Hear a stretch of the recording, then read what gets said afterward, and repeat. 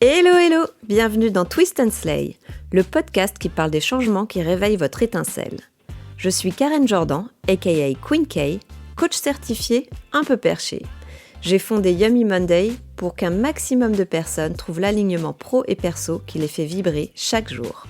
Aujourd'hui, je reçois Victoria, qui mène une carrière brillante dans le marketing. Après 20 ans dans un groupe de parfums et cosmétiques prestigieux, elle s'est récemment associée à Héloïse Simon pour lancer leur propre agence, V&H. Ce pivot dans son parcours professionnel arrive après un changement majeur de cadre de vie il y a 3 ans, quand avec mari et enfant, ils ont décidé de quitter l'effervescence parisienne pour les cigales aixoises. Dans cet épisode, on parle entre autres de la place du travail dans notre identité, de l'importance de relationner et de s'entourer de gens positifs, d'avoir vécu le 11 septembre à New York, d'une retraite de yoga impactante et de la puissance de la numérologie, de l'olfaction comme source de régénérescence de la mémoire, de porter des couleurs.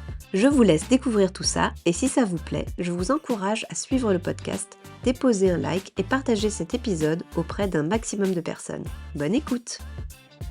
Bonjour Victoria, comment vas-tu? Bonjour Karen, je vais très bien et toi? Ça va super. Merci d'avoir accepté cette invitation pour ce nouvel épisode de Twist and Slay. Alors, Victoria, on se connaît depuis presque 30 ans, car on a fait la même école de commerce. Depuis, tu as l'idée une brillante carrière dans la parfumerie et les cosmétiques de luxe en tant que directrice marketing et communication. Aujourd'hui, tu as changé de vie puisque tu t'es installée à Aix-en-Provence il y a 3 ans et demi désormais. Et aujourd'hui, tu lances un nouveau projet. Tu t'associes à Héloïse Simon et vous venez de lancer l'agence V&H qui fait du conseil et de l'exécution en diversification beauté pour des marques lifestyle et de beauté. Tu es donc en plein changement de carrière. Tout à fait Karen. Écoute, le changement est là. Le changement a commencé il y a déjà quelques années avec notre déménagement à Aix-en-Provence. Mais il est bel et bien là. Un nouveau arrive dans ma vie. Eh ben, c'est parfait parce qu'on va parler beaucoup de changements aujourd'hui et on va pouvoir plonger dans la première question de ce podcast. Comment décrirais-tu ton rapport au changement de manière générale? Alors, de manière générale, mon rapport au changement, il est assez, d'une part, j'ai envie de dire intuitif parce qu'il c'est surtout, il est physique. Et en même temps, donc ça peut être amené par un mal-être et en même temps avec une énergie, une volonté d'avancer. Et c'est assez paradoxal et en même temps, il est très calculé, justement, parce que je monitore beaucoup mes risques face au changement. Donc D'accord. avec, si je peux dire, une énergie et une envie de se renouveler, mais toujours calculé. Et quand tu dis physique, c'est hyper intéressant, ça je l'ai jamais eu encore. Ça se manifeste dans ton corps? Tout à fait. C'est quelque chose qu'on pourrait dire en anglais in my guts ou dans mes tripes. Et en fait, c'est quelque chose qu'on ressent, un mal-être ou une envie qui se propage d'abord effectivement physiquement avant que ça n'atteigne le cerveau et qu'on en prenne conscience. Voilà. Ok, donc tu ressens quelque chose physiquement et ensuite tu te dis il faut changer quelque chose et là la machine se met en route et là tu commences à peser les risques et à te projeter et à organiser tout ça. Ouais, tout à fait. Exactement ça. Et d'après toi, quel est le changement qui a le plus d'impact sur ta vie? Alors, le changement qui a le plus d'impact sur ma vie, clairement, ça a été il y a 3 ans et demi de quitter Paris pour Aix-en-Provence. Ça a transformé ma vie, celle de ma famille, et vraiment en profondeur. C'est un choix que j'ai jamais remis en question. J'avais beaucoup de questions, bien sûr, ou d'interrogations sur l'organisation, la transition, mais jamais sur le lieu ni sur ce besoin réel de changer de vie. Comme je te le disais, d'abord, en fait, j'ai ressenti un changement physique donc qui s'est imposé petit à petit à moi. Pourtant, comme tu le sais, on vivait quand même voilà déjà dans de très belles on avait de très belles conditions de vie puisque avec nos 2 enfants on vivait dans une maison en banlieue parisienne avec de l'espace, un jardin, mais je me sentais en fait vraiment enfermée dans un rythme où j'avais l'impression de passer à côté de tout. J'allais dire, effectivement, vous étiez dans un très beau cadre, mais vous aviez tous les deux ton mari et toi, un rythme très soutenu. Exactement. J'avais des trajets aussi qui étaient euh, assez interminables. Je voulais Ouais. être à 100% sur tous les fronts et en fait, je finissais mes semaines épuisée. Voilà, donc ni à pouvoir profiter de ma vie de famille, ni être totalement épanouie dans mon travail, alors que vraiment j'adorais mon travail, ses responsabilités, les projets, son intensité. Mais en fait, l'épanouissement et c'est vraiment érodé au fur et à mesure. C'était presque plus mécanique, un peu comme si c'était de la survie, même si je m'en rendais pas compte à ce moment-là. Mais Ouais. voilà, j'avais plus l'impression de vivre. Oui, tu étais prise dans le rythme où faut... il y a des deadlines et des deadlines quotidiennes parce qu'il faut arriver au travail et puis après il faut s'occuper des enfants et puis Ouais. les Et activités et puis les obligations entre guillemets sociales, enfin, tout s'enchaîne quoi. Et depuis que tu t'es installée à Aix, est-ce que tu as l'impression de respirer un peu plus, d'avoir repris un peu plus de contrôle sur ton rythme de vie? totalement, c'est vraiment l'un des meilleurs choix de ma vie parce que je sais que je suis exactement là où je devrais être. On a la chance de vivre dans les montagnes, en lisière de forêt. La nature commence littéralement au bout du jardin avec la Sainte-Victoire comme décor. Et voilà, je pense que je mesurais pas à quel point j'avais besoin d'être autant entourée de nature, du soleil évidemment, parce qu'on va pas s'en cacher. À Aix-en-Provence, on a la chance d'avoir pas mal le soleil et surtout je m'en rends compte à chaque fois en comparaison à chaque fois où je retourne à Paris, même si j'adore y retourner évidemment pour voilà la dimension culturelle, sociale, les expos, les restos.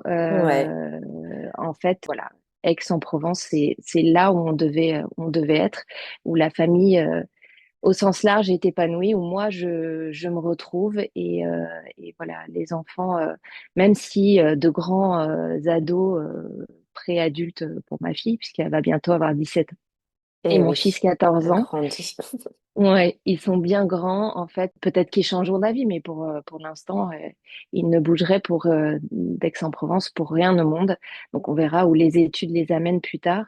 Mais en Ouais. tout cas, voilà, moi, je regarde ce changement avec un bonheur immense pour nous, tout Oui, donc simplement. une transition géographique réussie et un meilleur cadre de vie, meilleur rythme de vie, plus agréable. Puis Exactement. Aix, ça reste une ville quand même. Donc tu dis que tu aimes bien revenir à Paris pour les expos et tout ça, mais il y a quand même une vie culturelle à Aix aussi. C'est pas non plus Oui, complètement éteint. non, non, c'est une ville, c'est un petit Paris.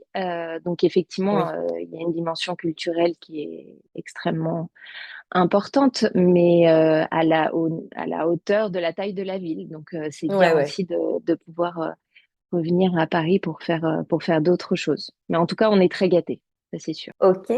Alors, quel est le changement qui t'a demandé le plus d'audace?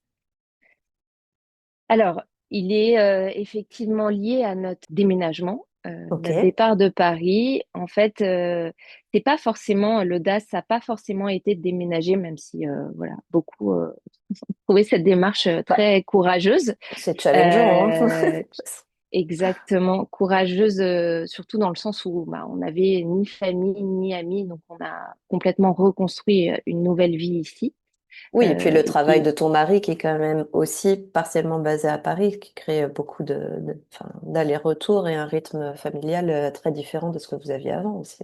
exactement. Donc voilà, hein, des challenges qui sont arrivés avec ce changement, mais moi je dirais que, alors je sais pas si on peut parler d'audace au sens propre, mais en fait il y a quelque chose sur lequel j'aimerais qu'on puisse revenir ensemble, c'est sur le fait d'avoir quelque part perdu une identité professionnelle reconnue et valorisée. C'est un Hmm. sujet dont on a peut-être déjà parlé ensemble. Mais en tout cas, voilà, pendant longtemps, réussir signifiait avoir un poste, un titre, un salaire. Eh oui, Et aujourd'hui, ça a reballé les cartes avec ce changement de vie. ouais. Bon, faut dire que j'ai quand même toujours été indépendante financièrement, dans la performance, engagée. Oui. Et voilà, j'ai mis cette trajectoire entre parenthèses et en fait, ce changement, c'était effectivement audacieux et bah, je l'ai pas très bien vécu, à vrai dire. Bah, faut dire que tu étais quand même épuisée aussi. Oui, Enfin, il n'y avait pas que le rythme, il y avait aussi le travail qui était quand même très prenant pendant enfin, sur une très longue période finalement. ouais, exactement. Bah, quasi 20 ans avant le déménagement. Oui, avec toute la Et pression qu'implique un poste au niveau auquel tu étais, hein. exactement. Du coup, bah, quand même, quand je suis arrivée ici, bon, on avait entrepris une construction de maison, donc j'ai mis ma casquette de chef de chantier et j'ai fait en sorte que voilà, on soit complètement intégré ici socialement, que les Ouais, enfants soient bien, parce qu'effectivement, changement de vie très positif, mais aussi, comme tu le disais, changement familial avec mon mari qui travaille la plupart du temps à Paris, donc il fallait stabiliser tout ça. ouais, Et puis une fois que le soufflet de ce changement est retombé, en fait, bah, j'ai été complètement déstabilisée parce que j'avais perdu cette identité professionnelle. Voilà, j'ai pas cherché du travail tout de suite. Et mhm, en fait, j'ai été assez déstabilisée parce qu'on se remet en question. On se dit, bah, en fait, finalement, qui suis-je si je travaille plus, si je rapporte plus autant? Et ouais. du coup, je me suis un peu engouffrée dans autre chose, c'est que j'ai compensé par beaucoup de bénévolat, en fait, à droite, à gauche, dans les établissements des enfants, en ouvrant ici un café associatif, Ouais, en aussi créant ma marque de petite création avec des matières upcyclées pour en faire des accessoires pour les mamans et les filles. ouais, c'est Donc très là, joli d'ailleurs si vous voulez y jeter un œil. merci. Je vous Et mettrai le du lien en description. ouais, c'est hyper gentil. Et du coup, voilà, je remplissais, je remplis mes journées quelque part pour quand même bah, avoir le sentiment d'avoir une utilité. Et oui, parce qu'on ne sait pas Euh, s'arrêter de travailler finalement. Tout à fait, tout à Et j'ai fait. une question, est-ce que c'est quelque chose que tu as commencé tout de suite ou tu as commencé ça après que la maison soit vraiment, enfin le projet maison soit vraiment enclenché, établi? J'ai fait en parallèle. J'ai fait en D'accord, donc tout parallèle, en en même fait. temps. Ouais. En fait, avec les créations, enfin, avec les créations Mimosa, j'avais besoin de m'évader un peu et tout simplement aussi de laisser libre cours à ma fibre, on va dire, plus créative Ouais, et artistique, mais toujours avec des sujets qui me tenaient à cœur. Et puis, effectivement, par rapport au café associatif. Donc, tout le monde, enfin, je me décris et on me décrit beaucoup comme, on va dire, une doueuse. Donc, effectivement, quand ce projet est arrivé, c'est un projet que j'ai mené de front parce que, évidemment, je m'investis à 100% et c'était quelque chose pour la communauté. En fait, je fais quand même beaucoup de choses, je me rends compte, pour les autres avant moi. ouais, Donc, mais voilà, ce sont des projets qui me tiennent à cœur. Ce café, comme le bénévolat dans les établissements des enfants, parce que je ne sais pas si on aura l'occasion d'en reparler plus tard dans tes questions, mais en fait, je me rends compte de plus en plus, et ça, c'est le recul et le fait d'être arrivée ici qui me permet de me dire ça, c'est que je puise vraiment mon énergie dans les échanges avec les autres et ouais. dans les constructions de ces échanges. Donc, c'est vraiment ça qui me drive aujourd'hui. Donc, que ce soit en bénévolat ou effectivement sur d'autres sujets, en fait, au quotidien, c'est ça qui va me driver et me donner toujours l'impulsion pour faire plus Oui, donc et mieux. tu fais pour les autres, mais à la fois ça te nourrit quand même. Donc tu le fais aussi Exactement. un peu pour toi, de manière détournée finalement. Oui, bah c'est ça qui va me nourrir en fait, c'est de pouvoir Ouais. faire pour les autres et moi ça va me nourrir, c'est tout à fait ça. Ok, super. Le sujet de l'échec est souvent tabou, lui aussi. Il est souvent source de grandes avancées malgré tout. Est-ce qu'il y a un échec dans ton parcours qui a généré un changement déterminant pour toi? Alors il est assez personnel. Voilà, je suis pas du genre à trop m'épancher sur les sentiments. Beaucoup me voient comme quelqu'un de très solide, de sûr de moi. Mais en fait, bon, faut se le dire, c'est une carapace. Parce Ouais, qu'en fait, je suis une vraie hypersensible. Donc en fait, l'échec qui a généré un changement important pour moi, pour y revenir, c'est dans ce cadre de projet de construction de maison. Même si la d'accord. construction en elle-même s'est bien passée, en fait, après, ça a été quand même on va dire un Big Bang où, en fait, comme on disait avant, mon mari était à Paris, enfin, est toujours à Paris toutes les semaines. Donc, j'étais Ouais, souvent seule à gérer tous les détails de la construction, les imperfections, la charge mentale. ouais, Et lui, quand il rentrait, en fait, il voulait profiter de la maison, ce qui est tout à fait normal parce qu'il avait besoin de s'imprégner de sa nouvelle vie, d'en profiter, de la vivre à fond. Et moi, je voyais tout ce qui restait à faire, à reprendre. Et donc, du ouais, coup, malgré le fait qu'on était au même endroit, on était vraiment dissociés.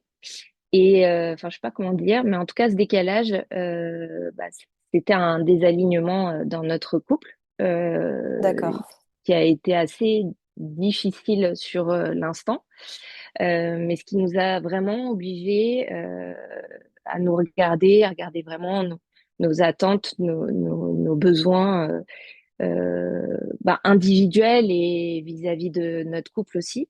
Et puis, faut se dire qu'un changement de vie ne règle rien par magie. Et parfois, il révèle ce qui doit être travaillé. Et c'est exactement ce qui s'est passé pour nous. Mais en tout d'accord, cas, c'est grâce à cette période compliquée, épuisante, fatigante et de doute que nous nous sommes retrouvés plus solidement qu'avant. On peut dire qu'aujourd'hui, on est une équipe plus que jamais et voilà, on s'est, je dirais même presque trouvé plus que retrouvé, en fait. oh waouh, c'est génial. Oui, dans cette épreuve, voilà, on en est ressorti Oui, parce que épreuve, mais plus soudés. aussi qui vient du fait que vous avez vécu tous les deux, entre guillemets, le même changement de partir à Aix, sauf avec des paramètres complètement différents les uns des autres. Ça, Exactement. toi, tu y étais à plein temps et tu avais lâché ta carrière, et ton mari, il y était à temps partiel, et en plus sans arrêter de travailler, lui. Donc, Oui, donc bon, c'est pas du tout la même expérience finalement. Donc effectivement, ça demande beaucoup d'ajustements déjà personnels, ce qui va forcément toucher le couple, c'est logique. mm, Mais trop bien si vous avez réussi à justement en tirer parti et en ressortir plus fort que jamais et vous connaître ou vous re-rencontrer en tout cas à aujourd'hui. ouais. On est très, du coup, aujourd'hui, on est complètement alignés et on en profite. Bah oui. Donc ça rejoint vraiment ce que je pense de l'échec. Ça en est jamais vraiment un. Non, c'est un échec en tout cas que moi je vois comme une renaissance ou qui régénère quelque chose en fait Ouais. pour C'est du positif. une embûche à traverser. Est-ce qu'il y a un conseil qu'on t'ait donné ou une remarque qu'on t'ait faite qui a créé un changement important pour toi? Aïe aïe aïe. En fait, je suis en plein dedans.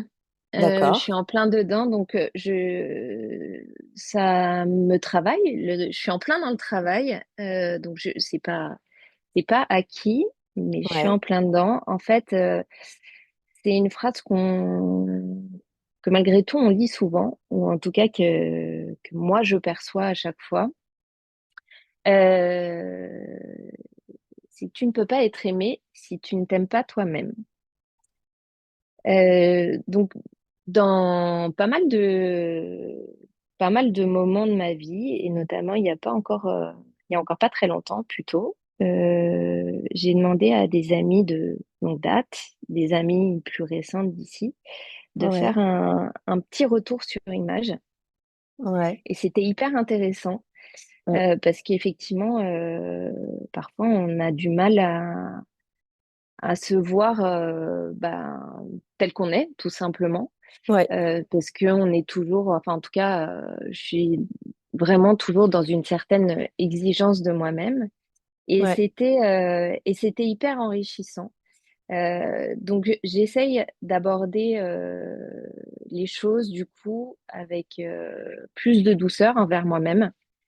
Mais ouais, tu vois, enfin voilà, quand j'ai entendu ces mots touchants de dire qu'effectivement on me décrivait comme douce, loyale, élégante, courageuse, même inspirante, tu vois, il y avait des choses vraiment, je peinais à les voir comme ça. Et c'est d'accord. vrai que pendant très longtemps, je pense que, tu vois, quand on parle d'identité professionnelle avant, je cherchais beaucoup la validation extérieure et me construire au travers du regard de l'autre, certainement. Ouais, bah on nous construit Euh, comme ça aussi, hein. Ouais. Bah oui, c'était vraiment dans cette envie, presque ce besoin d'être apprécié, utile, aimé, et le culte de la performance, évidemment. Donc aujourd'hui, c'est vraiment cette phrase qui me bouscule et qui m'interroge. Donc j'ai pas encore les D'accord. réponses, Mhm. mais, mais tu vois, entendre ces retours-là si tendres et si forts en même temps, voilà, m'a fait comprendre que ma perception de moi-même est souvent trop dure. Et voilà, ça c'est vraiment quelque chose sur lequel j'essaye de travailler. D'accord, mais tu parles justement de perception de toi-même, et c'est ce qui ressort effectivement dans ce que tu es en train de décrire, qui, entre parenthèses, est un exercice hyper difficile d'aller demander du feedback de proches, mais c'est toujours très révélateur et on en apprend beaucoup, beaucoup, donc j'encourage tout le monde à le faire. Mais tu parlais, donc pour en revenir à ce que tu disais, tu parlais de perception de toi-même, mais la phrase que Ouais, tu as dite, c'est tu ne peux pas être aimé si tu ne t'aimes pas toi-même. Tu as exactement. l'impression que à cause de cette perception, disons, faussée de toi-même, parce que bon, tu as la tienne aussi qui est complètement valable, tu as l'impression que tu ne t'appréciais pas ou que tu ne t'aimais pas? Alors, pas que je ne m'aimais pas, mais Ok, en tout cas, je ne me regardais pas.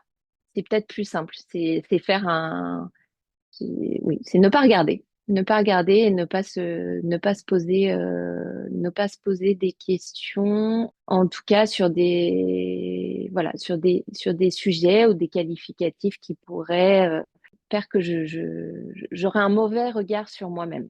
Voilà. ok. Mais j'espère que tu t'aimes quand même. Bah oui.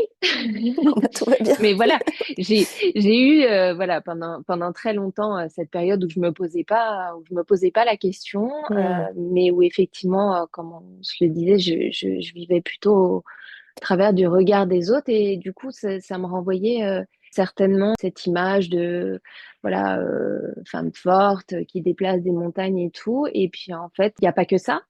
Il faut se rendre compte qu'il n'y a pas que ça, effectivement, dans la vie. Et Ouais, qu'aujourd'hui, d'être ici aussi avec plus de temps, plus de recul, ça me permet justement, comme tu le disais, de faire cet exercice sur moi-même et d'apprendre à me connaître, en fait, tout simplement, bah oui, oui. et a fortiori de m'apprécier et de m'aimer, Bah oui, parce que tel que comme je tu dis, suis. avant, tu étais dans un tunnel et tu répondais à des codes et en fait, le fait de bouger avec, ça crée une rupture dans tout ça et effectivement, il faut savoir créer cet espace pour pouvoir réfléchir à tout ça et finalement trouver un meilleur alignement. Ouais, exactement. Alors, sur quel sujet as-tu changé de perspective? Eh bien, justement, quand tu dis que j'étais à fond dans un tunnel et tout ça, et c'est vrai, c'était ma vie, même si encore une fois, je l'adorais.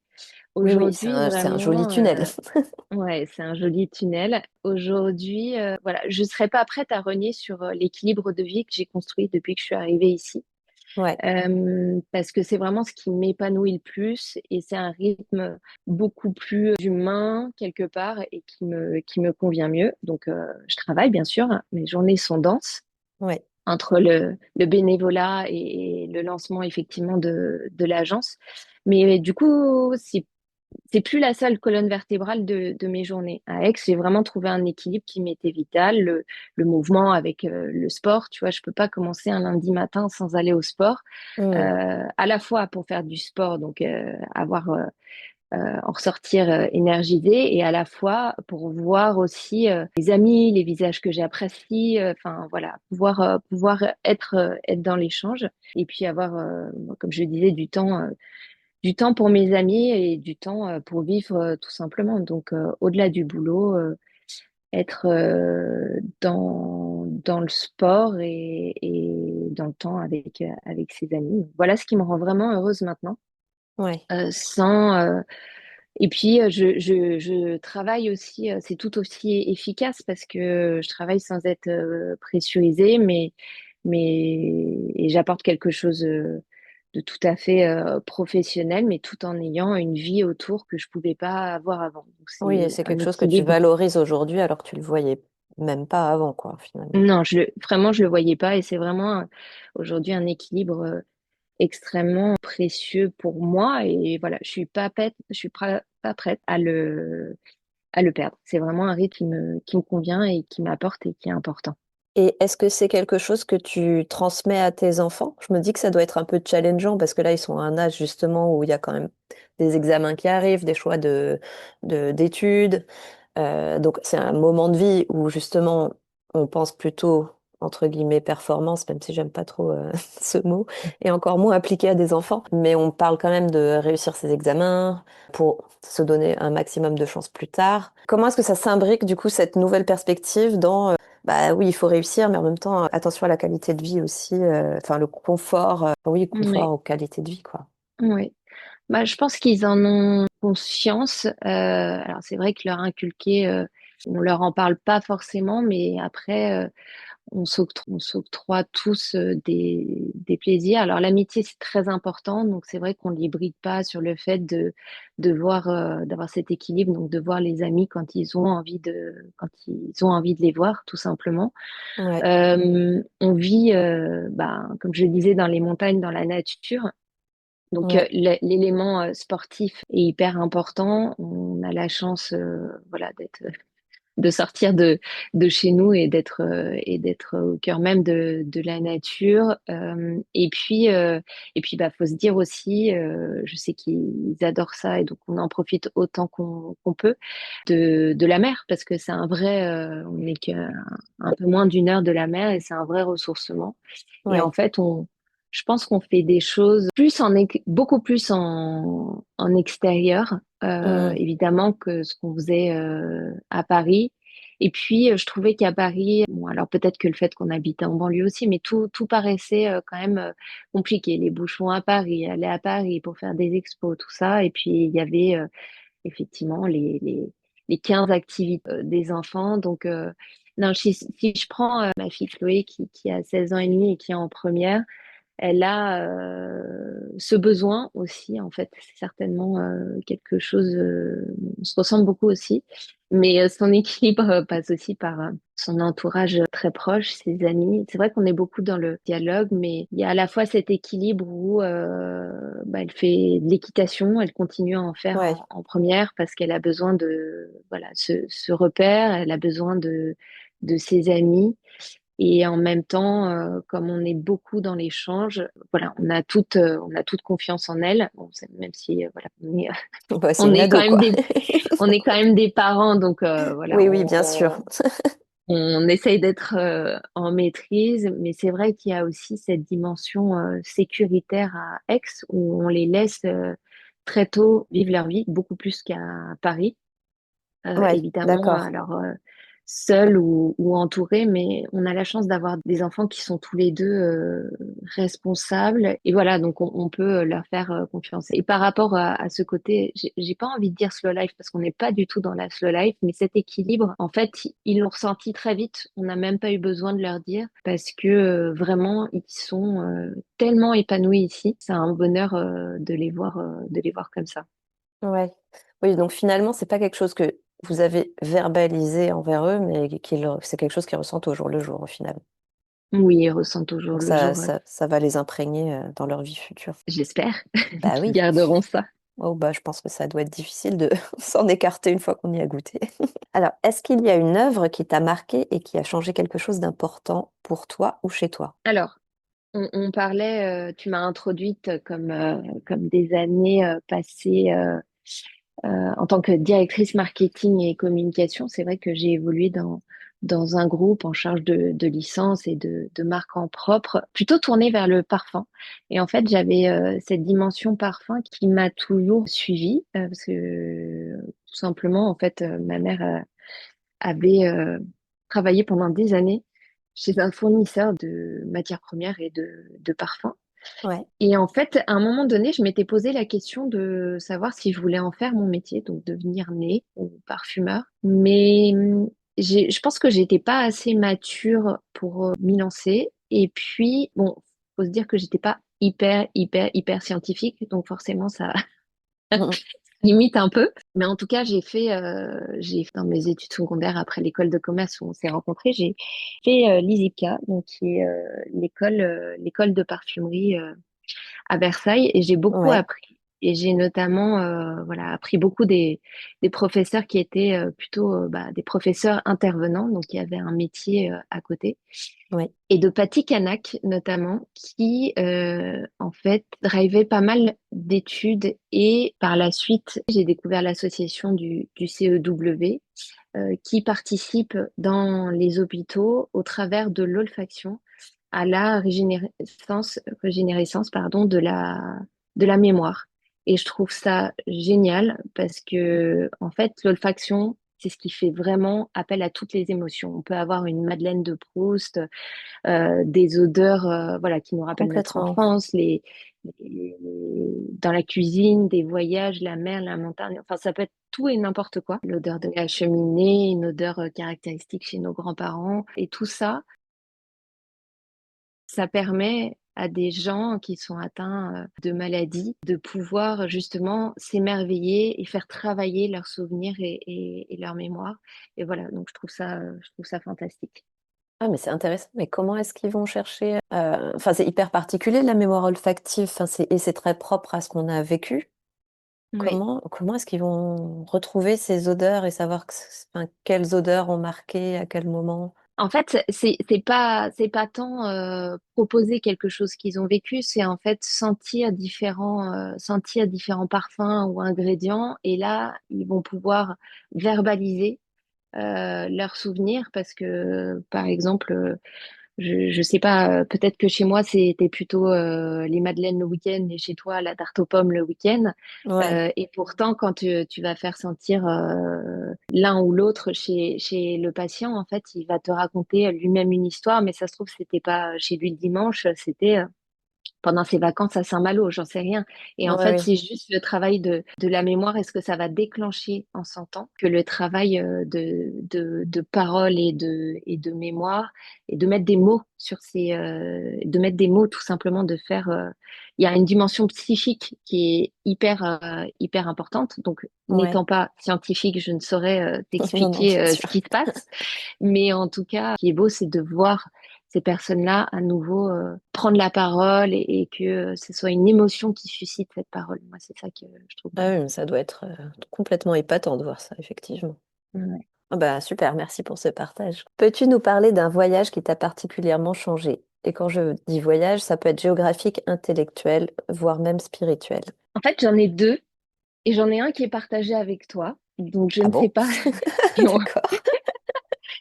si on, si on en parle. Alors, il y en a un, ça m'a changé parce que ça sera ancré en moi. Enfin, les deux seront ancrés en moi pour toujours, mais il y en a un qui était un peu, le premier qui était un peu brutal. D'accord. Puisqu'effectivement, j'ai passé pendant nos études 1 an aux États-Unis, Ouais. 6 mois à Washington et 6 mois à New York. Les premiers 6 mois à Washington, déjà, c'était une épreuve personnelle parce que je suis partie dans un contexte d'échange où j'étais la seule de notre école de commerce à partir. Donc, c'était un vrai changement. On peut en parler aussi dans cette idée de continuité Oui. du changement et de comment on réagit face au changement. Mais voilà, c'était une épreuve. Évidemment, on rebondit toujours, mais c'était dur. C'est un grand, grand moment de solitude. Après, Oui, voilà, j'allais dire parce que évite. toi, t'étais seule, c'est ça? Exactement, Parce j'étais que, seule. bon, on a fait, je vais juste redonner un peu de contexte, mais on a fait une école de commerce internationale, donc on avait tous un échange à faire à l'étranger. Mais enfin, il y avait des endroits où il y avait une place, d'autres où il y en avait cinq. Moi, j'ai eu la chance de partir avec une copine. Du coup, on était quatre ou cinq, je sais plus, de la promo à aller au même endroit. Donc, c'était plus facile.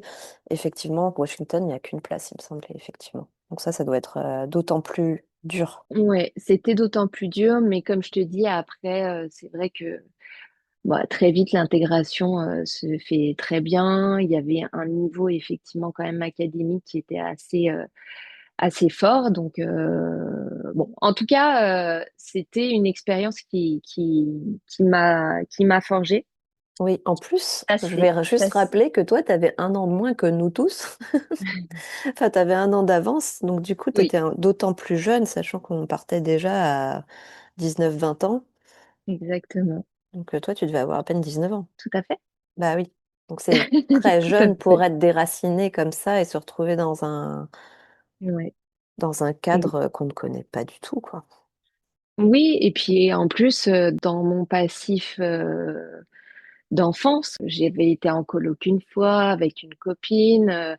Mes vacances d'été, c'était plutôt, enfin voilà, chez les grands-parents à droite et à gauche, Oui, mais voilà, pas d'aventure solitaire à proprement parler.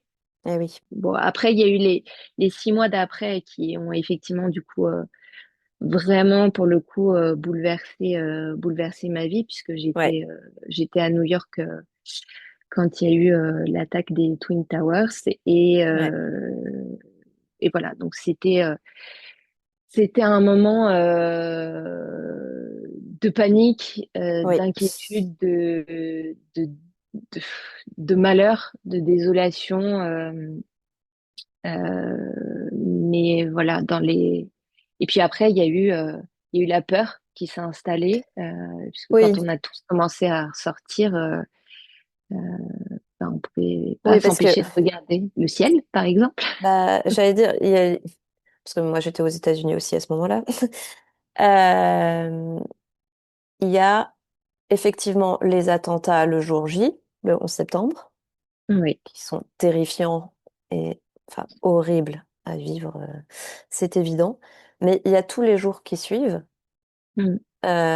Moi, j'étais à San Diego à l'époque et je sais qu'il y avait des menaces de. Alors, on ne sait pas si c'est des rumeurs ou si c'est fondé ou pas, c'est pas la question, mais on vit vraiment dans cette peur de peut-être qu'ils vont infecter l'eau. Donc, on savait pas Oui, si tout on à pouvait fait, boire de avec l'eau l'anthrax. Oui. exactement. Moi, c'est tombé aussi à un moment où il y avait les parents d'une de mes copines qui étaient là, qui logeaient sur l'île du Coronado, qui est une grosse base militaire à San Diego.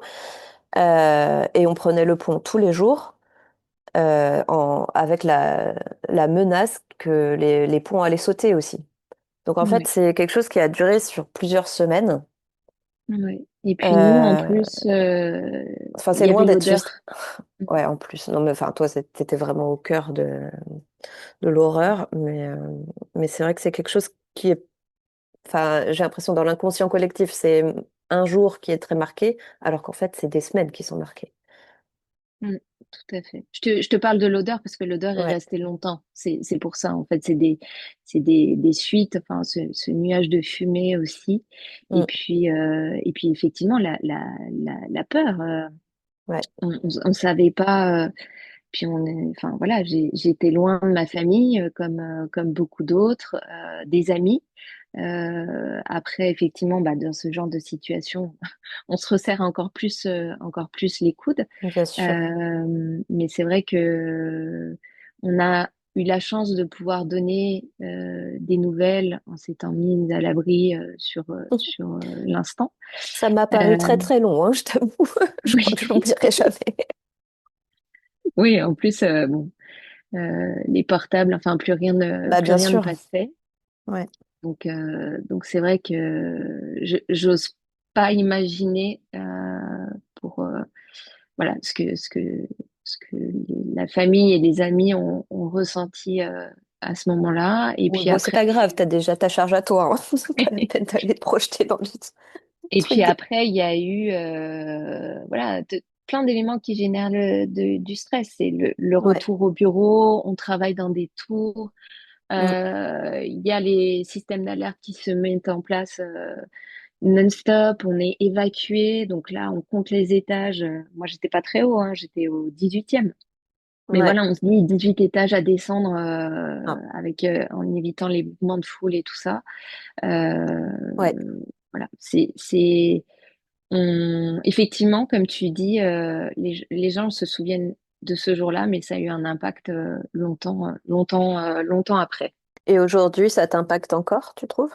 Aujourd'hui, ça m'impacte encore. Non, je pense pas. Alors, je pense il est en moi. Hein, c'est quelque Oui, chose oui, que non, bah que je n'oublierai jamais. c'est tatoué dans ton histoire, évidemment. Exactement. Mais non, j'ai eu de la chance. J'ai pas, voilà, j'ai pas fait de cauchemar, ce genre de choses. J'ai pas de répercussions par rapport à ça. Après, j'ai peur en avion, mais je pense que ça n'a rien à voir. Je pense que juste, voilà, j'ai peur en avion, Oui.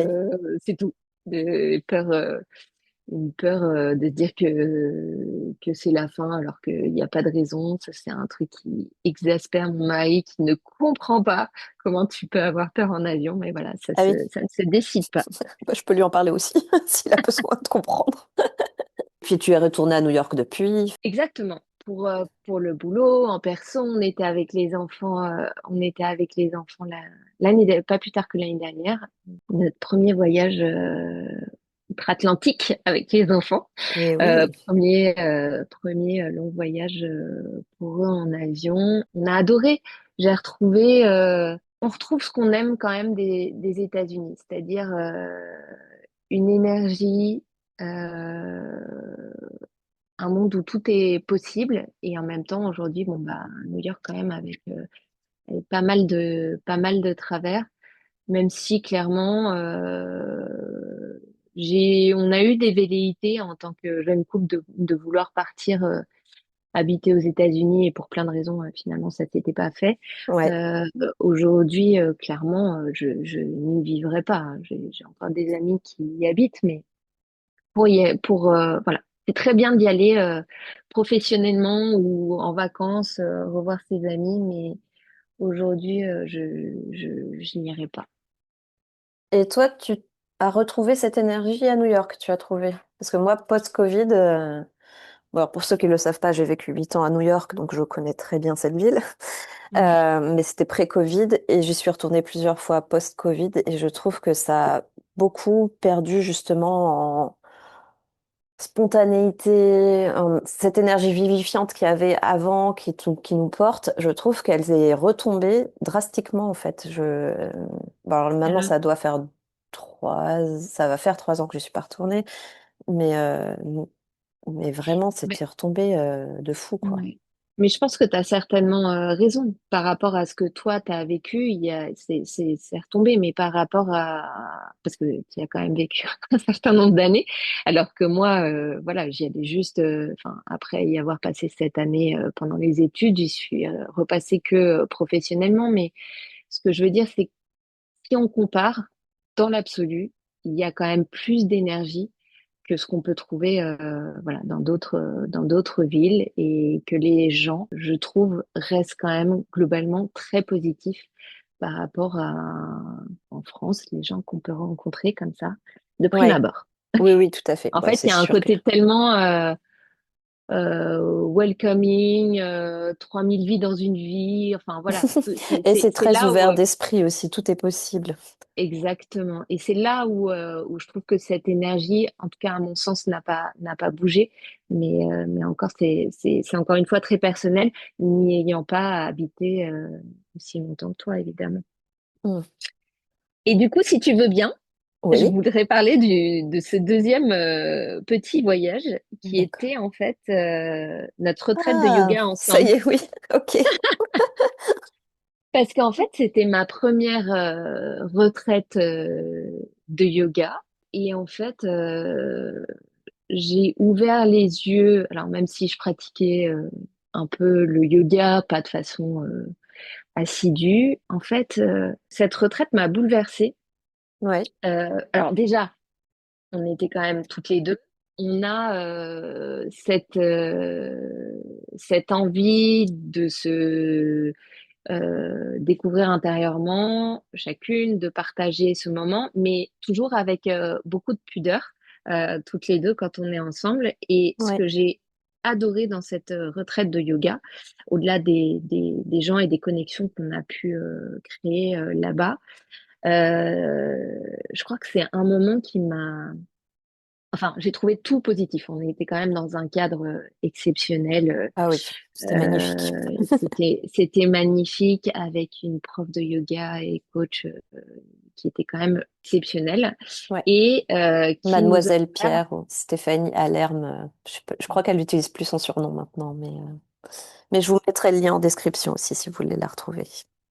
et c'était génial parce qu'elle nous a ouvert aussi des portes de d'autres yogas comme le yoga nidra, Ah oui. la numérologie. Enfin, on a fait tellement de trucs. Et puis, je sais pas si tu te souviens de ce moment de danse initiatique Ah oui, où j'y on devait pense souvent.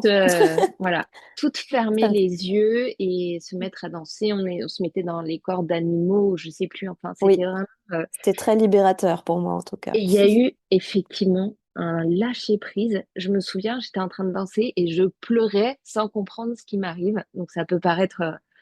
Enfin, je pense que ça se trouve, personne ne va comprendre ce que je suis en train de raconter C'est et se pas dire, grave, on mais est juste comment? là pour t'écouter. Et en fait, c'était exactement ça. C'était un lâcher-prise libérateur et c'était des larmes, pas du tout de tristesse, mais d'enfin un poids, enfin d'être libérée d'un poids. Et en fait, j'ai vu les choses autrement à partir de ce moment-là. Et donc, ce que je Ouais. voulais dire, c'est que je te remercie d'avoir, voilà, qu'on ait été ensemble pour vivre vraiment ce moment de transformation et qui a confirmé que, bah voilà, j'étais plus alignée avec la vie que j'avais à Paris. Ah oui, d'accord. Ben, merci à toi de m'avoir accompagnée parce que moi, je rentrais des États-Unis, enfin, j'étais rentrée depuis pas si longtemps que ça et ça a été aussi très révélateur, mais j'avoue que j'étais plus à l'aise de savoir qu'il y avait quelqu'un que je connaissais avec moi que si j'y avais été toute seule. Donc, effectivement, c'est là que j'ai découvert la numérologie où ça m'a frappée parce que moi, à la base, je pensais que c'était un truc qui servait à rien, hein, vraiment, Mm. une distraction, mais qui ne servait à rien, alors que ça a révélé que mon idée de projet professionnel était complètement alignée avec ma numérologie et du coup ma personnalité. Enfin, ça a été très, très porteur. Et le yoga nidra, comme toi, ça m'a beaucoup apporté aussi. Je ne prends plus jamais de médicaments pour dormir. Je me mets un yoga nidra pour réussir à trouver le sommeil ou pour me remettre en énergie dans l'après-midi si je suis crevée. Et ça, c'est beaucoup plus sain. Ouais. En tout cas, c'était une magnifique expérience qu'on a eu la chance de Ouais, vivre ensemble. tout à fait. Et d'ailleurs, petite anecdote rigolote, ma première coachée et première interviewée sur ce podcast, Pauline, qui est prof de yoga, organise des retraites avec la même entreprise maintenant. Ah, ok. Voilà. Comme quoi, je suis très liée à Cette à Namaste première Strip, du retraite. coup, sans qu'il le sache. Bon, bah, on va changer de sujet, du coup. Est-ce Yes. qu'il y a quelque chose où tu as apporté juste un petit twist et qui a amélioré ton expérience? Oui. Je pense que, alors, c'est très récent, parce que comme je pense que tu as pu le comprendre, évidemment, il y a quand même une transformation qui s'opère chez moi. Et en fait, le petit twist, c'est accepter de demander de l'aide et voilà, accepter de pas toujours tout savoir sans en avoir honte et de se dire voilà qu'on va montrer une faiblesse, mais qu'au contraire, dans n'importe quel contexte, hein, professionnel, personnel, amical, en fait, d'avoir cette démarche de demander de l'aide, du soutien, Ouais. d'investiguer, en fait, c'est quelque chose que je faisais pas du tout avant Oui, et mais c'est très que je commence à difficile quand faire. on est formaté pour réussir. Enfin, on est censé être performant, pas faillible. Donc, exactement. J'ai le même problème que toi. Et effectivement, on en a parlé il n'y a pas très longtemps et c'est quelque chose que voilà, je mets totalement en application, j'ai envie de dire assez récemment, mais depuis un an. Avant, voilà, je voulais pas déranger, Ouais, je voulais pas effectivement passer pour certainement une novice dans le sujet ou quelque chose, alors que effectivement, comme tu le dis justement, en fait, les gens se sentent valoriser, de pouvoir partager une expérience ou te donner un coup de pouce sur quelque chose. Alors, ça arrive pas tous les 4 matins parce que chacun, voilà, a sa disponibilité et son temps limité, mais en tout oui, tout cas, à fait. Mais les gens sont assez grands pour dire non s'ils sont pas, enfin s'ils peuvent pas à l'instant T en fait. Et souvent j'allais dire, on se braque pour des choses qu'on ne maîtrise pas en fait. Tu le disais tout à l'heure, tu avais peur de déranger, mm, mais c'est pas à toi de décider si tu déranges finalement. Enfin, oui, c'est tout à pas à fait. nous. Enfin, il Ouais, faut poser la question et si on dérange effectivement, et entre guillemets déranger, si la personne en face ne peut pas, elle est assez grande pour dire non ou ouais. répondre à notre demande plus tard, par exemple. Ouais. En fait, t'as raison, je me mettais vraiment des barrières pour rien.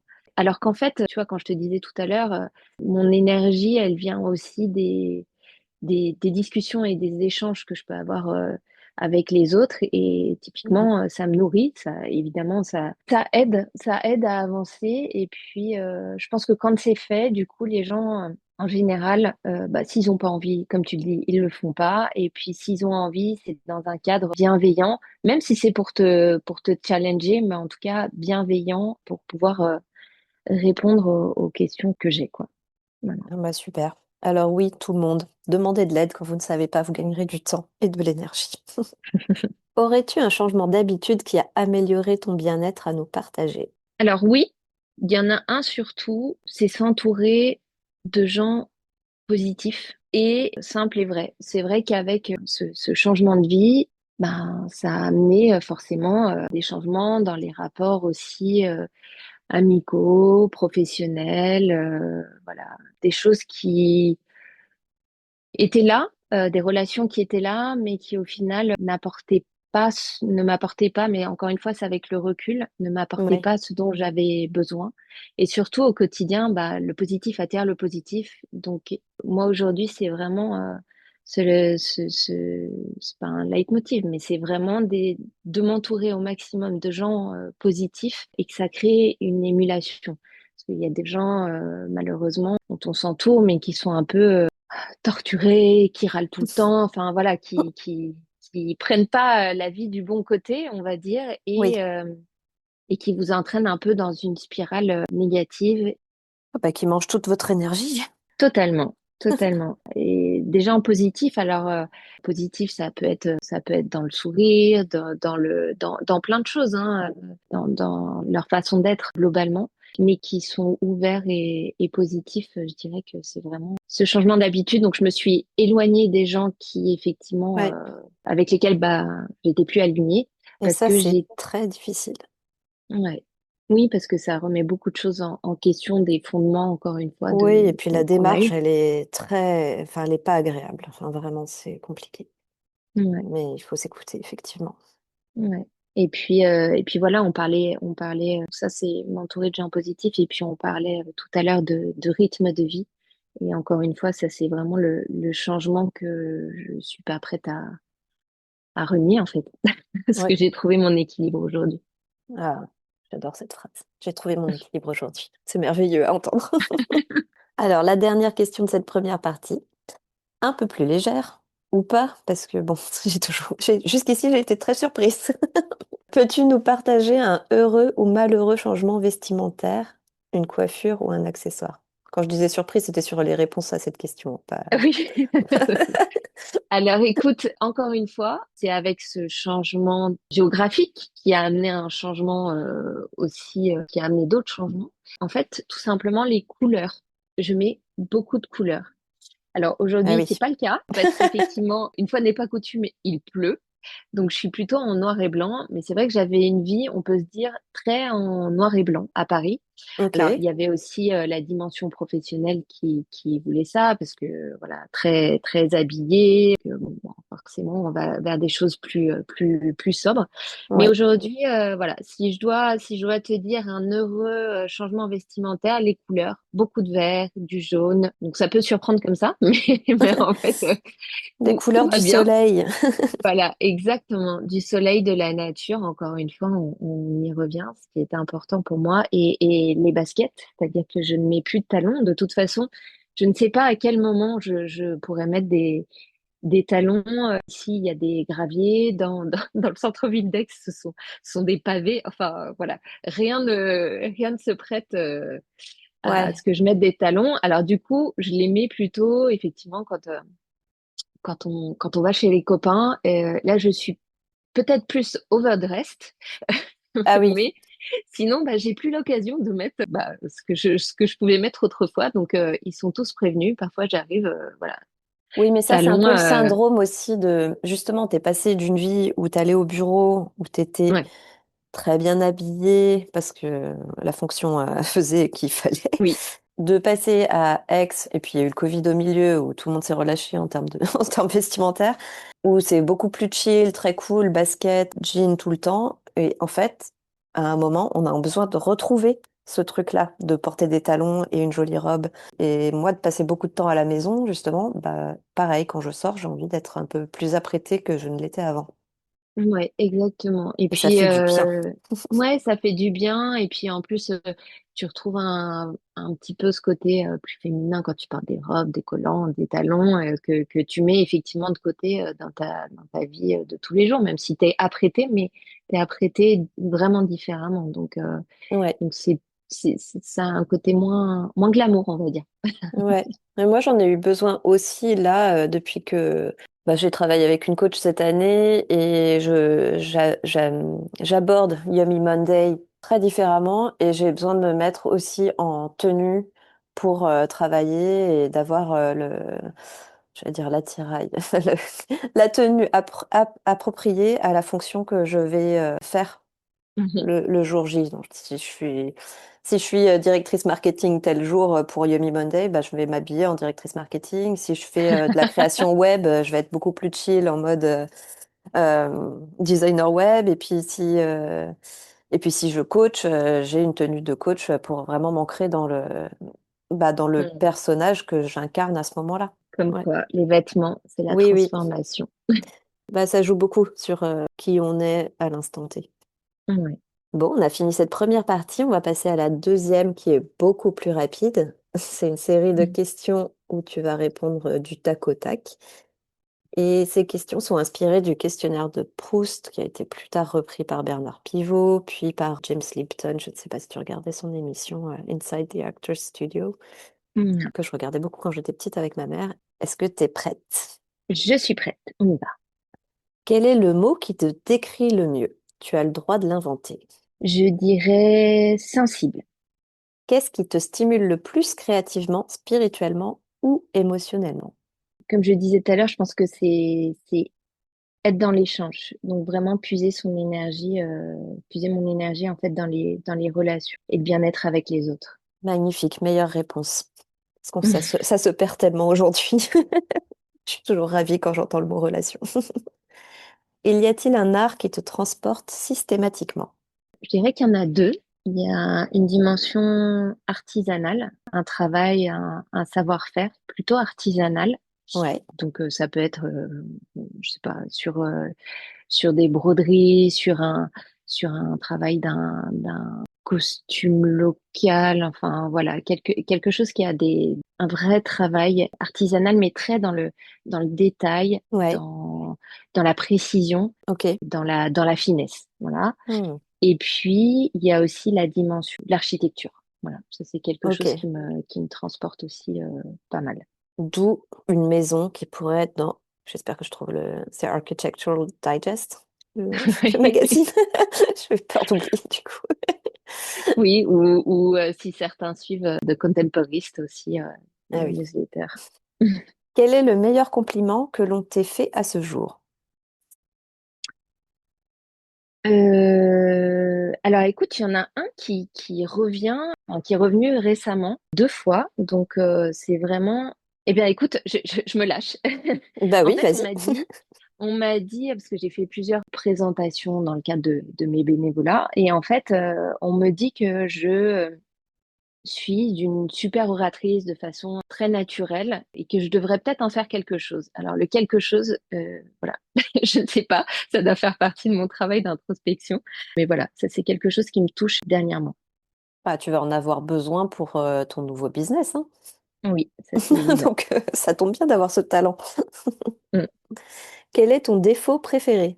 Le tien ou celui ou chez quelqu'un d'autre, hein, pas forcément ton défaut un défaut à toi. Ah, alors du coup, effectivement, ouais, peut-être plus moi, je dirais, bon, c'est encore une fois, c'est à double tranchant, mais je sais où ce défaut m'a emmené. Je dirais perfectionniste. Donc avec ses bons et ses mauvais côtés. Ouais, Pourquoi bref? Parce que justement, je le sens comme un défaut parce qu'il y a un poids ouais, et une exigence derrière. En fait, voilà, ça me permet aussi de faire beaucoup de choses, de déplacer des montagnes et toujours avec une sensibilité. Voilà, c'est pourquoi j'aime ce mot perfectionniste malgré tout. quel est le cadeau que tu offres le plus souvent? Moi, ça va plutôt être des soins, des Ok. massages, son visage. Ça va être vraiment dans cette dimension de bien-être pour l'autre, s'offrir du temps à Ah oui. soi. Mais du temps obligé, du coup. D'ailleurs, c'était toi qui étais à l'initiative de mon premier soin. Je me souviens, j'étais toute jeune. On était encore étudiante. Et ça m'avait fait beaucoup de bien, mais j'avais jamais fait de soin de ma vie à cette époque. Mais moi, ça me fait toujours du bien et je me dis qu'il faut quand même, même si je le fais rarement, c'est toujours une parenthèse Non, qu'on mais encore devrait plus aujourd'hui, parce que là, c'est le seul être obligé moment de où s'octroyer. Ouais, pas de téléphone. exactement ça. C'est Aujourd'hui, même quand exactement on va ça. chez le coiffeur, on a quand même le téléphone pas trop loin. Je trouve ça d'une tristesse affligeante. Mais, un objet dont tu ne peux pas te passer. Bon, alors du coup, tu viens d'en parler, donc c'est compliqué. Du coup, j'ai envie de te répondre ça, Bah mais oui, j'ai oui. envie de te répondre autre chose aussi. Mais bon, là aussi, attention, attention. Un verre de vin, Ah, un, un verre de vin entre amis, voilà, c'est toujours quelque chose qui célèbre un moment de partage. Enfin, je sais pas, moi bah oui. je le vois comme ça. Donc attention, évidemment, à Non, l'abus mais d'alcool est dangereux pour la santé, sans excès, bien mais sûr, mais c'est vrai que ça permet de décompresser. Et puis, c'est aussi un moment social où on échange. Enfin, c'est pas... exactement. Et Donc puis, voilà, personne si n'est je te obligé de réponds, prendre du vin. On peut très bien prendre un Perrier ou du kombucha. Il n'y a pas de problème. oui, on est très open, mais moi, à Voilà. titre perso, ça sera plutôt un verre de vin. Oui. Moi aussi, tout le monde le sait. Ce n'est pas une grosse révélation ici. Si je te dis réseau social, tu me dis. Trop, trop, trop, Ah, bah c'est la trop. première fois que j'ai cette réponse. Alors, trop de réseaux sociaux, dans le sens trop sur Insta, avec Ouais, le projet Les Créations Mimosa. Franchement, c'était devenu. Je m'imposais un rythme, je m'imposais beaucoup de choses. Donc, ouais. j'ai laissé tomber, parce que au-delà de la dimension de scroller, du plaisir, là, c'était devenu vraiment une contrainte, on va dire, professionnelle, dans laquelle je me retrouvais pas. Devoir me montrer, je m'y retrouvais pas non plus. Donc aujourd'hui, bah, je continue de scroller par plaisir, mais parfois, voilà, on est happé. Et puis LinkedIn pour la dimension pro avec l'agence. Ouais. Et je trouve que malheureusement, LinkedIn, c'est beaucoup de m'as-tu vu et un nouvel Instagram, tout simplement, que je trouve bon, la façon, les échanges aujourd'hui, je les trouve compliqués. Je les Oui. trouve beaucoup plus, moins dans l'entraide professionnelle, beaucoup plus dans le m'as-tu vu et presque trop personnel en fait. Bah oui.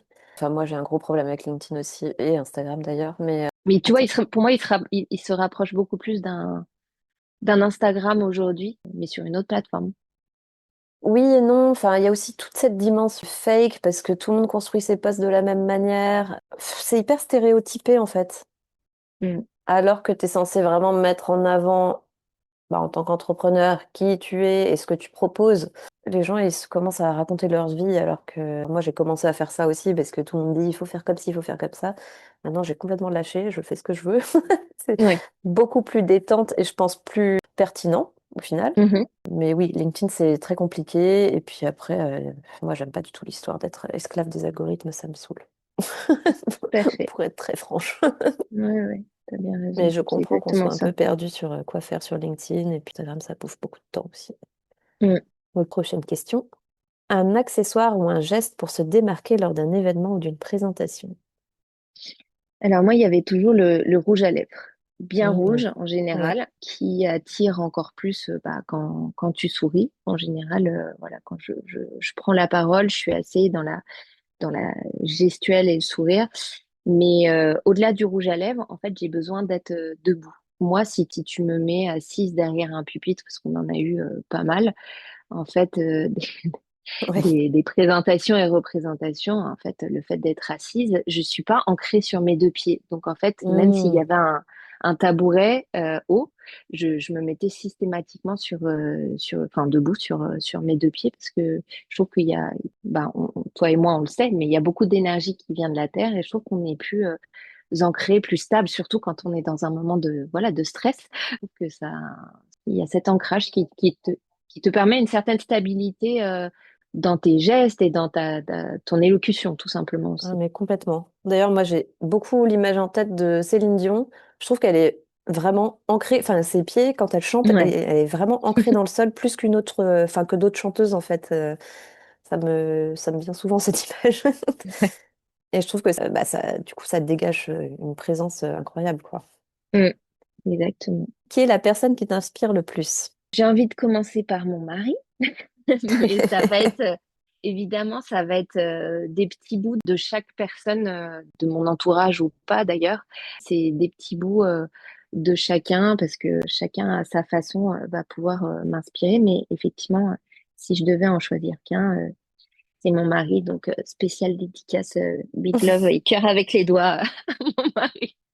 Et il faut dire qu'il y a de quoi parce que c'est un entrepreneur hors pair que je trouve également très inspirant.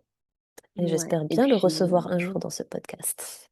je pense qu'il serait excessivement content et honoré de venir. Et puis voilà, à titre humain, je pense que c'est voilà, quelqu'un d'exceptionnel Oui, aussi au-delà de son parcours professionnel et tout à entrepreneurial et fait. voilà que j'admire. Qu'est-ce qui t'agace ou t'indigne le plus? Alors, je pense que c'est quelque chose qui revenait très régulièrement et je vais en parler d'un point de vue professionnel. Tout ce qui est le politico-politique des entreprises, enfin en entreprise, je ne comprends pas. Je suis tellement pas formatée comme ça. Je suis dans des relations naturelles et vraies que Ouais, le politico-politique avec les gens qui rayent le parquet, qui se renseignent sur un tel pour pouvoir faire mieux. Enfin, tout ça, voilà, c'est des choses qui me dépassent. Les gens qui vont du coup tout ramener à eux. Donc, peut-être que moi, tu vois, dans le passé, je me suis pas assez battue ou même pas, je pourrais même pas dire ça parce que voilà, les batailles que j'ai menées, je les ai souvent gagnées, mais justement avec, j'ai envie de dire, honnêteté et entièreté, parce que moi, je ne suis pas du tout dans cette fibre politique. et c'est quelque chose qui t'a interpellé après avoir arrêté de travailler en Mm. entreprise ou est-ce que c'était déjà le cas avant? C'était déjà le cas avant. Ok. C'était déjà le cas avant. Et vraiment, c'est des choses qui m'interpellent, qui me blessent quelque part aussi, parce que je suis tellement pas dans ce mood. Voilà, quand moi, je donne ma confiance, ou j'ai confiance en quelque chose, en tout cas, je me donne à 10 000 sans calcul, en fait. Ouais, Et voilà. Le politico-politique des calculateurs, ouais, mais voilà, enfin, font les choses qui vont leur apporter quelque chose, ou toujours avec l'idée que ça leur apporte quelque chose, en fait, ça me dépasse. ouais. Quelle est ta phrase choc ou ton mantra préféré? Alors, tu vas rire, mais c'est quelque chose que je pense que c'est une trend. Donc, D'accord. ça vient de ma fille. En fait, c'est une question d'acceptation. Et voilà. Et on va se dire, bah, aujourd'hui, je suis fatiguée et c'est OK. Aujourd'hui, je suis pas contente et c'est OK. En fait, c'est le toujours et c'est OK. C'est l'acceptation Hmm, de l'état dans lequel tu es. Et ouais. en fait, cette phrase me fait à la fois rire et en même temps, elle résonne parce enfin, elle dédramatise beaucoup de choses. Oui, puis c'est une forme d'autorisation aussi, Exactement. enfin, comme tu dis, d'acceptation. Mhm. Si tu devais changer une seule chose dans ta vie aujourd'hui, ce serait quoi? Au-delà du petit vélo qui ne cesse de travailler dans ma tête, je dirais l'âge qui passe. Ouais. Alors écoute, vieillir, c'est pas. Alors je parle pas que du physique, hein, évidemment. Je pense que moi, c'est quelque chose qui me fait peur, tout simplement. Hmm, Et voilà. Donc si je pouvais changer une seule chose, donc c'est pas le passé, c'est ouais. rien forcément dans le passé, avoir un impact sur l'âge qui passe. Arrêter le temps. Exactement. Ok. Twist and Slay, c'est le podcast de Yummy Monday, la boîte à outils qui aide les personnes comme toi et moi à kiffer la vie dès le lundi. Alors dis-moi, quel est ton ingrédient secret pour kiffer son lundi? Je crois que tu nous l'as déjà un peu partagé. Ouais, j'ai un peu partagé tout à l'heure, mais c'est vrai que à ton image, en fait, avec Yummy Monday, et c'est vrai que avant que tu lances Yummy Monday, en fait, j'avais pas mis de mots là-dessus. Mais, donc c'est grâce à toi que j'ai réussi à mettre des mots sur ce que je ressentais. En fait, le lundi, je l'ai jamais vécu comme une épreuve. Alors si, ok, bon, allez, faut se lever, faut remettre la maison en route et tout ça. Oui. Mais c'est justement, on est dans une nouvelle énergie. C'est-à-dire qu'on a le champ des possibles sur une semaine pour pouvoir réaliser plein de choses. Donc pour moi, c'est un jour de réinvention. Tous les lundis, c'est comme si on appuyait sur reset. Et moi, évidemment, bah, ça commence par le sport. Et c'est ça mon équilibre du lundi matin. Eh ben super, un peu de sport et appuyer sur reset juste avant. Et pour finir, quelle est la question qu'on te pose le plus souvent? C'est une question sociale. Et toi, qu'est-ce que tu fais dans la vie? Ah, oui, mais ça, oui, bon, Ça. c'est parce que tu t'es installé récemment, enfin relativement récemment à Aix, du coup, tu rencontres plein de nouvelles personnes. Oui, toutes les nouvelles personnes. Après, toutes les anciennes, enfin anciennes personnes qu'on n'a pas vues depuis longtemps. Je pense qu'il y a une certaine curiosité quand ils nous demandent comment ça va, Aix-en-Provence, dans le sens, je sais qu'il y a plein de gens qui sont pas prêts du tout à faire le changement de vie qu'on Ah bah non, c'est a sûr. fait. Quelle entreprise, Euh, ceci dit. Et du coup, voilà, c'est ces deux questions. C'est Ok. ici, effectivement, en rencontrant de nouvelles personnes, et qu'est-ce que tu fais dans ta vie? Donc, quand on essaye de sortir du côté statut, comme on en parlait tout à l'heure, statut Mm. social et prisme uniquement vu au travers de la réussite professionnelle ou de fonction. Donc, c'est un peu compliqué de se défaire Oui, oui. de ces schémas. Et voilà, et pour les amis parisiens, de se dire est-ce qu'ils sont enfin voilà est-ce qu'ils finalement ils sont bien heureux et épanouis ou est-ce qu'ils regrettent pas à un Mm. moment donné peut-être d'être partis Bah oui. pour plein de raisons. Mm. Ok, ben, on arrive à la fin de ce podcast. D'après toi, laquelle de tes réponses surprendra le plus nos auditoristes? Aïe aïe aïe, aucune idée. Peut-être, alors surprendre, je sais pas, peut-être retenir, on peut dire surprendre, je sais pas ce que j'aurais dit, peut-être le verre de vin, qui était peut-être pas encore, qui était peut-être pas encore une réponse que tu avais eue. Non, Non, c'est sinon, sûr. bah en fait que le changement permet vraiment une introspection et une transformation qui effectivement moi a un impact à titre personnel, mais voilà qui a été totalement aussi bénéfique pour notre famille. Et voilà, cette prise de risque, elle paye. Elle Eh paye. oui, mais c'est la meilleure conclusion. C'est exactement pourquoi je fais ce podcast, pour dédramatiser le changement. Donc, eh ben super. Ben, merci infiniment d'avoir partagé tout ce que tu nous as transmis, d'avoir joué le jeu de cette interview. Où est-ce Bah, qu'on peut merci, te Karen. trouver si on a des questions ou si on veut en savoir plus sur l'agence VH? Alors, sur l'agence VH, typiquement, vous pouvez me retrouver donc directement sur LinkedIn sous mon profil Victoria Rongier, puisque évidemment, je publie pas mal de choses sur l'agence, sur ma page. Eh ben super, on te retrouve là. Eh ben merci beaucoup Victoria. Merci à toi, Karen, pour Avec ce plaisir. moment. Avec plaisir. Et un grand merci à vous toutes et tous qui avez écouté ce 7e épisode de Twist and Slay jusqu'au bout. J'espère que cela vous a plu. Si c'est le cas, abonnez-vous à Twist and Slay sur votre plateforme préférée et aidez-moi à faire connaître ce podcast en likant et partageant l'épisode. On se retrouve dans 2 semaines pour un nouvel épisode en compagnie de Raphaël, une femme épatante passée du monde corporate au domaine du care en devenant kiné et bientôt ostéo. Son petit plus ? Raphaël utilise au moins autant, sinon plus de mots oubliés du dictionnaire que Raphaël Quenard. Un rapport avec le prénom sans doute. Sur ce, je vous dis à très bientôt, prenez soin de vous et surtout, soyez yummy!